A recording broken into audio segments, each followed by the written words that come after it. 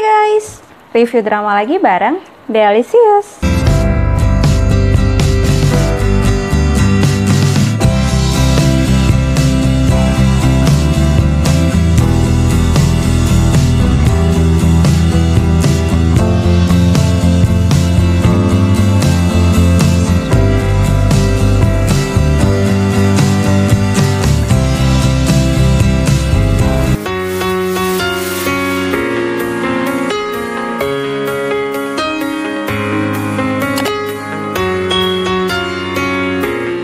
Kali ini aku akan review drama Hospital Playlist yang dalam judul Koreanya 슬기로운 의사 생활, yang berarti Wise Doctor Life, kehidupan dokter yang bijaksana.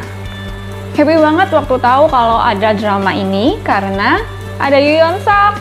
Yes, aku bisa lihat dia lagi pakai jubah dokter. Pak dokter kesayangan aku. Akhirnya dia kembali.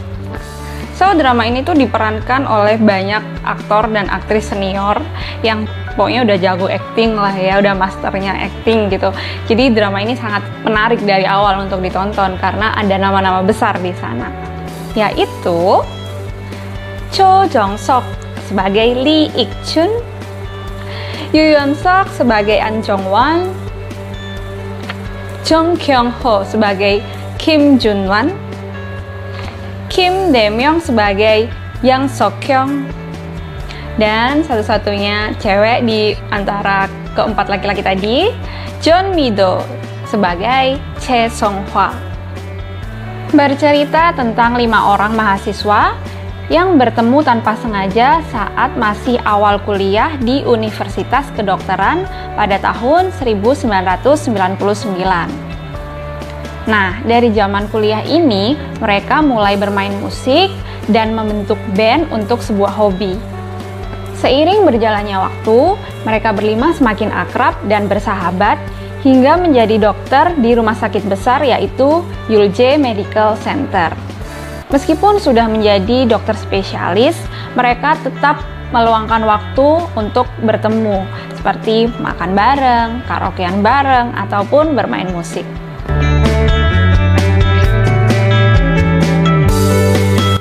Lee Ik-chun, seorang dokter spesialis bedah umum. Orangnya sangat mudah bersosialisasi, ceria, dan humoris.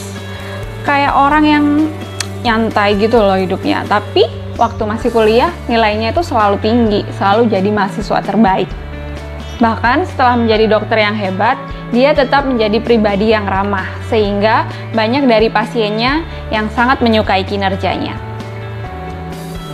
An Jong-won, dokter spesialis bedah pediatrik atau bedah anak.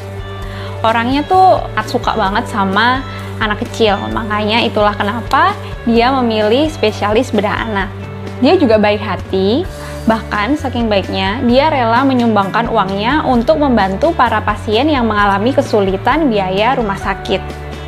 Tapi hal ini nggak diketahui sama siapapun, bahkan termasuk sahabat-sahabatnya tuh nggak ada yang tahu. Jadi dia selalu beralasan ke 4 orang sahabatnya itu bilang kalau dia tuh nggak punya uang. Sampai sahabat-sahabatnya itu heran, nah terus uang gaji kamu tuh kemana?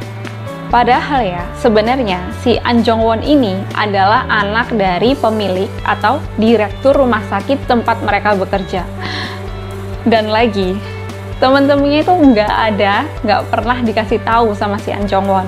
Setelah 20 tahun berteman, mereka nih baru tahu, itu pun pas si ayahnya An Jong-won, direktur rumah sakit ini, meninggal dunia. Bener-bener An Jong-won tuh penuh rahasia orangnya. Kim Jun-wan, dokter spesialis bedah kardiotoraks. Dokter yang sangat terampil dalam melakukan operasi. Tapi dia punya sifat yang arogan, tapi lucu. Jadi bikin teman-temannya tuh suka gitu godain dia. Terus, di antara mereka berlima, Junwan ini yang paling sering gonta-ganti pacar. Terus lagi si Junwan ini orangnya agak kaku dan selalu bicara berdasarkan fakta. Jadi ada satu momen ketika dia harus menyampaikan kondisi pasien kepada pihak keluarga. Kalimat yang dia gunakan ini kayak kurang fleksibel gitu loh, jadi bikin si keluarga pasien ini sedih. Tapi lama-kelamaan dia berubah kok, jadi orang yang mengerti perasaan orang lain dan lebih perhatian juga, jadi dia bisa menyampaikan dengan kata-kata yang baik, bahkan dia bisa menghibur keluarga pasien yang sedang bersedih. Yang Sok-kyung, dokter spesialis bedah kebidanan dan ginekologi. Berkebalikan dengan Lee Ik-jun, si Yang Sok-kyung ini orangnya pendiam banget.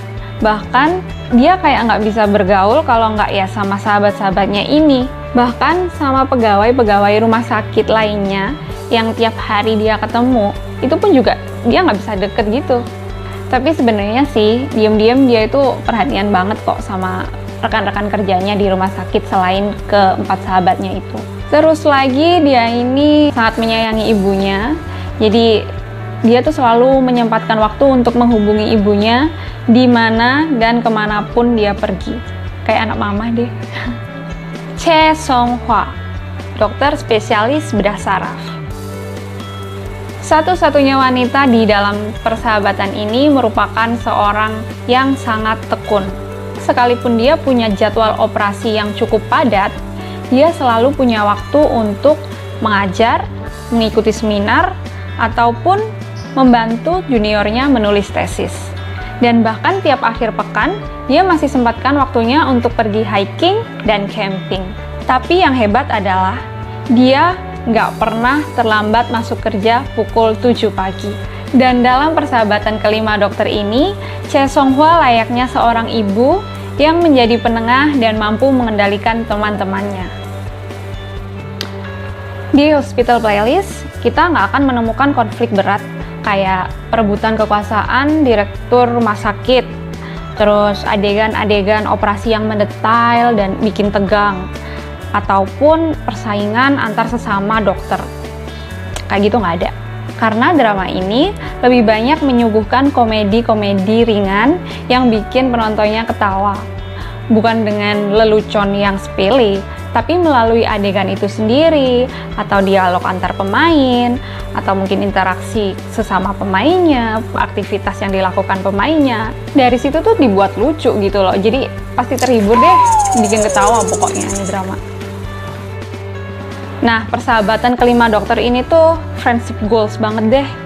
Jadi kan ada kalanya tuh mereka berdiskusi, berdebat, sampai ngomongnya tuh pakai bentak-bentakan gitu, sampai emosi. Tapi sekalipun mereka bentak-bentakan, tapi sambil minta tolong ambilin ini, ya diambilin gitu sama temennya tanpa merasa terbebani atau apa ya, karena udah sahabat deket kan. Jadi meskipun ngomongnya sama-sama keras, tapi ya mereka tahu batasannya gitu, nggak sampai dibawa ke hati. Bahkan mereka nih udah layaknya kayak saudara gitu. Bisa dilihat dari gimana akrabnya mereka ngobrol sama orang tua dari sahabat-sahabatnya ini. Misalnya Lee Ik-jun ngobrol sama ibunya Yang Sok-kyung. Itu udah kayak ibu dan anak sendiri gitu, bukan ibunya temennya kayak gitu. Terus kelima dokter ini memiliki beragam karakter dan berasal dari latar belakang yang berbeda. Tapi tampaknya perbedaan inilah yang menjadi pengawet dalam hubungan mereka, karena saling melengkapi satu sama lain. Melalui kisah mereka, kita bisa melihat bagaimana persahabatan sejati itu terjalin. Tentang mereka yang tetap meluangkan waktu, bahkan untuk sekedar makan siang bersama di tengah kesibukan masing-masing. Dan lagi, karena mereka punya band, jadi selalu ada waktu yang mereka luangkan untuk main musik bareng.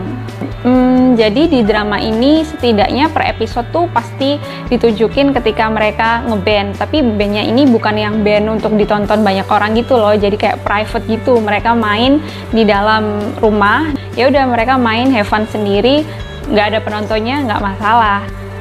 Terus lagi lagu-lagu yang mereka mainkan tuh easy listening, jadi waktu aku dengerin lagunya tuh kayak ikut bersenandung gitu loh, enak deh pokoknya, jadi bikin aku makin enjoy waktu nonton drama ini. Nah, selain mereka berlima, dalam drama ini kita juga bisa melihat kehidupan dokter-dokter muda serta para perawat yang menjalani tugas mereka dengan berat, namun tetap harus bersabar dan bertahan, sekalipun kadang ada pasien-pasien yang menyebalkan atau merepotkan. Mereka ini nggak bisa marah, padahal mereka sendiri juga capek. Terus ya, di drama ini juga ditunjukkan bahwa perawat dan dokter tidak menerima segala bentuk tips, atau kata lainnya, suap. Contoh yang baik ya. Bahkan ketika ada seorang pasien yang memberikan Lee Ik-jun sebotol minuman, dia dengan sopan menolak, kami tidak boleh menerima hal-hal seperti ini. Loyalitas tanpa batas. Yang aku salut dari tiap karakter dokter di drama ini adalah profesionalisme mereka benar-benar tinggi. Jadi sering banget tengah malam lagi tidur, dokter-dokter ini dapat panggilan karena tiba-tiba kondisi pasien menurun. Kalau nggak gitu, udah seneng nih pulang cepet. Jarang-jarang kan biasanya soalnya lembur atau bahkan tidur di rumah sakit. Nah ini bisa pulang cepet, udah seneng, tiba-tiba dipanggil lagi soalnya ada kondisi pasien yang kritis. Atau bahkan saat mereka berlima lagi makan malam bareng, terus tiba-tiba salah satunya dapat panggilan. Ya udah deh, terpaksa satu orang ini nggak bisa lanjutin makannya dan langsung pergi ke rumah sakit. Teman-temannya nggak ada yang komplain, karena mereka pun sering mengalami hal tersebut. Jadi paham betul rasanya. Dan mereka punya keyakinan yang sama, yaitu keselamatan pasien adalah yang utama. So, menurutku, Hospital Playlist adalah drama yang ringan dan menghibur, tapi punya pesan-pesan moral yang disampaikan untuk penontonnya. Terus, ending drama ini masih banyak kisah yang belum terjawab, karena akan ada season 2. Dikatakan season 2-nya akan tayang di tahun 2021. Ya, jadi kita tunggu aja tahun depan. Harus seneng atau harus sedih, bingung. Senengnya nanti karena bisa lihat ya mereka berlima lagi, si squad dokter ini. Sedihnya karena masih penasaran, jadi nggak sabar aja buat nunggu tahun depan. Pokoknya harus nonton. So guys, itu tadi review aku untuk Hospital Playlist. Semoga kalian suka. Jadi sampai ketemu di video-video aku selanjutnya. Bye bye, annyeong.